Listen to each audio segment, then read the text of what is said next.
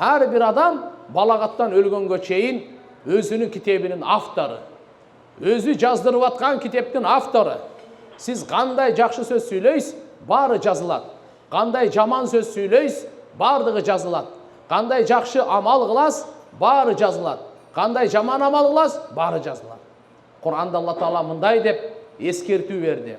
Ма ялфиду мин каулин илля ладайхи рақибун атид. Адамдын тилинен кандай гана сөз чыкпасын, ал жерде рақибун көзөмөлдөп турган, атид жазганга таяр болуп турган периште турат дейт. Тилиңизден сөз чыктыбы, ошону сразу жазат экен туугандар. Сразу жазат экен. Хадисте келет. Bir insan elhamdülillahi kasira деген екен. Elhamdülillahi kasira дегени Алла Таалага өтө көп мактоо болсун деген сөз.